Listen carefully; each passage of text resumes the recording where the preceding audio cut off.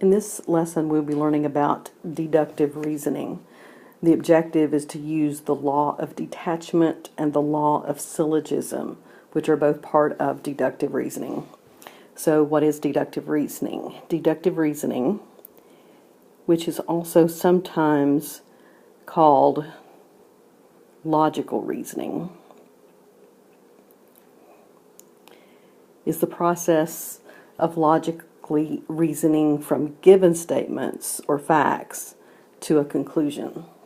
So this is the type reasoning that you would see, say, in a courtroom with a lawyer or an attorney that is presenting facts for a case to prove their client is innocent or to prove that somebody's guilty. So the law of detachment states that if the hypothesis of a true conditional is true, then the conclusion is also going to be true.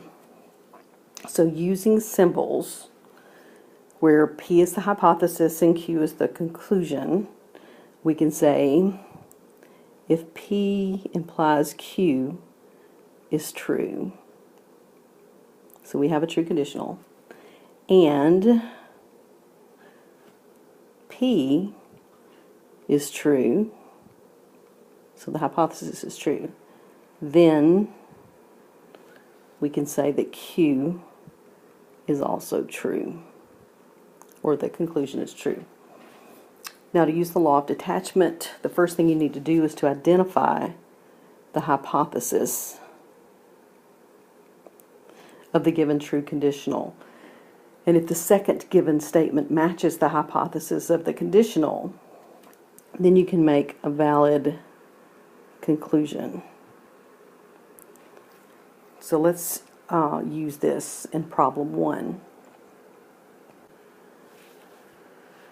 So in problem 1, we're using the law of detachment, and it asked, what can you conclude from the given true statements? So let's look at the statements, and the first thing we need to do is to identify the hypothesis and the conclusion of the statement, and then determine what we can conclude. So in statement A, it's given, the given conditional says, if it is raining outside, then there are clouds in the sky. So let's identify the hypothesis. Hypothesis is it's raining outside. So that's the P. Then identify the conclusion. There are clouds in the sky. That's the Q part. So if the hypothesis is true, then the conclusion is true. The next statement says, it is raining today. So the conclusion we can make, that statement says that the hypothesis is true. So what we can say based on that is that the conclusion is also true. So we can say there are clouds in the sky is the conclusion we can make. The second statement in B, the given conditional says, if Malcolm scores at least 85% on his final exam, then he will earn an A for the term.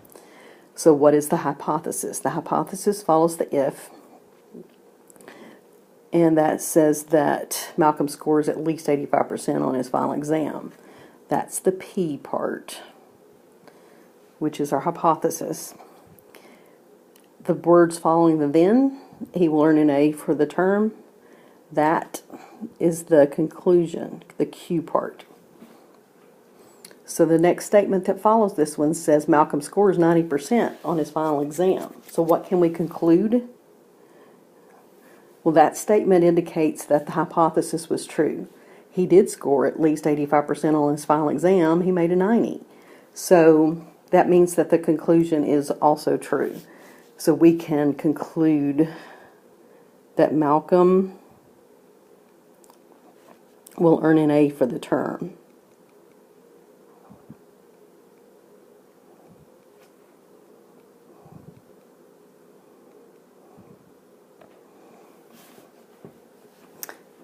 the third question. It's given if two angles are vertical, then they are congruent. So the hypothesis, let's identify the hypothesis. The hypothesis follows the if. It says two angles are vertical, so that's the P part of the statement, the hypothesis. They are congruent is the Q part, which is the conclusion of the conditional. So the statement that follows says angles 3 and 4 are vertical angles. So what conclusion can we make from that? If angles 3 and 4 are vertical angles, that means the hypothesis is true. So the conclusion also has to be true. So if they're vertical angles, then they also have to be congruent. So we can state that angle 3 is congruent to angle 4. So that is using the law of detachment. Next is the law of syllogism. The law of syllogism allows you to state a conclusion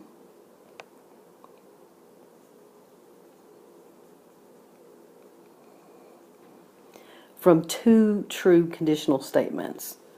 When the conclusion of one statement matches the hypothesis of the other statement. So let's look at this in terms of symbols before we look at an example. So in terms of symbols, once again, P is the hypothesis and Q is the conclusion. So we can state that if P implies Q is true, and another conditional, Q implies R is true, then we can state that P implies R is also true. Now this is similar, if you remember in algebra, we're going to review this in our next lesson, but if you remember in algebra, there's something called a transitive property of equality. And this is similar to that transitive property of equality. And what that statement says is if A equals B and B equals C, then A has to equal C. So it's very similar to that property, and we will use that in our next lesson when we're talking about reasoning and algebra and geometry. So let's go look at problem number 2. In problem 2, we're using the law of syllogism to make a conclusion. So what can you conclude from the given information? In part A, the given information says if a number is divisible by 12, then it's divisible by 6. A second conditional statement says if a number is divisible by 6, then it's divisible by 3. So let's identify the parts of these conditional statements. The first one, the part following the if, says a number is divisible by 12. That's the P, part of our first conditional. The part following the then says it's divisible by 6. So that's the Q part of our first conditional. Second conditional says if a number is divisible by 6, that matches the conclusion of that first statement. So that is also Q. Then it is divisible by 3. That is the R part of our second conditional. So the first conditional says P implies Q. The second conditional is Q implies R. So the conclusion we can make is since the Q's match, the conclusion of the first statement matches the hypothesis of the second one. So since those match, we can make the conclusion that states If a number is divisible by 12, then it is divisible by 3. So let's write that statement. If a number is divisible by 12,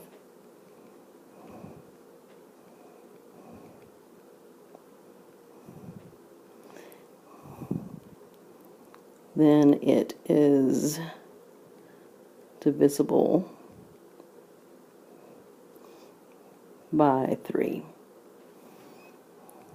So all we've done is applied the law of syllogism that says if P implies Q and Q implies R, then P has to also imply R. Okay, so let's look at the second statement. The second statement says if a figure is a square, then the figure is a parallelogram.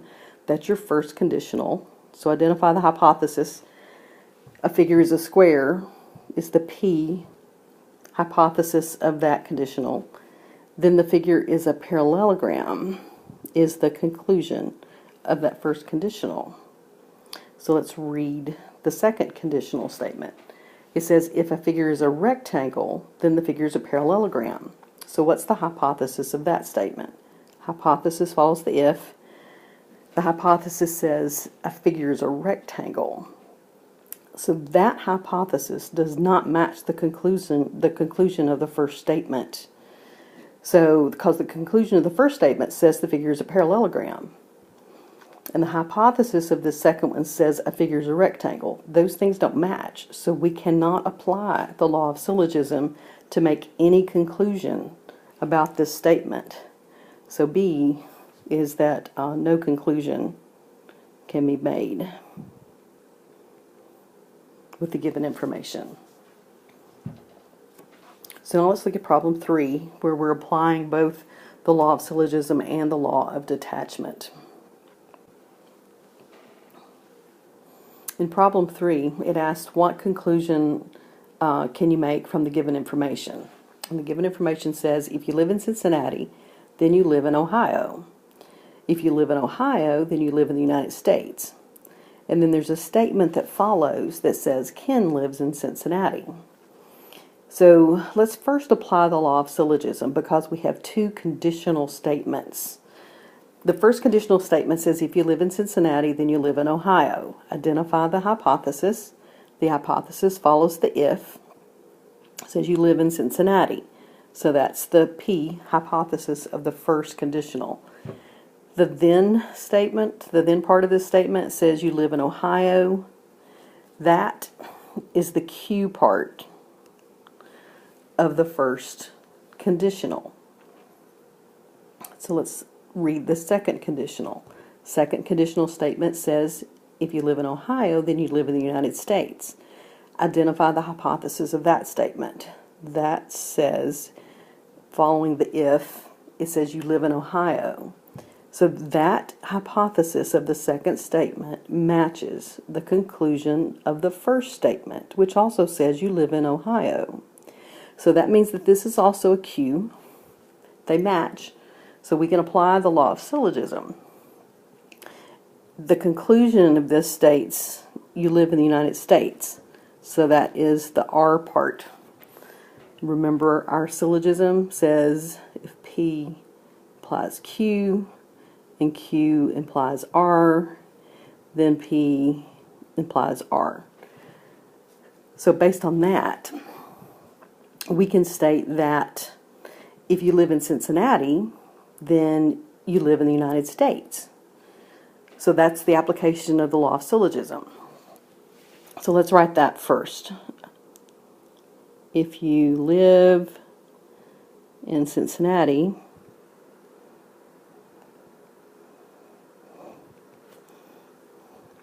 then you live in the United States.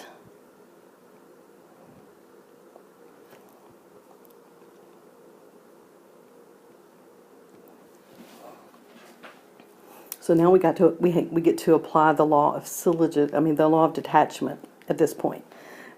So the law of detachment says I can take a statement that follows this, and our statement that follows this says Ken lives in Cincinnati.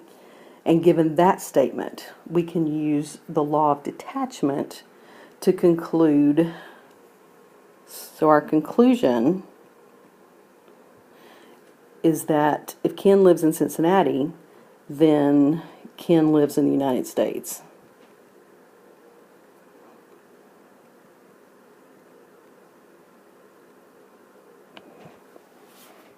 So that's an example of how you would apply both the law of syllogism and the law of detachment.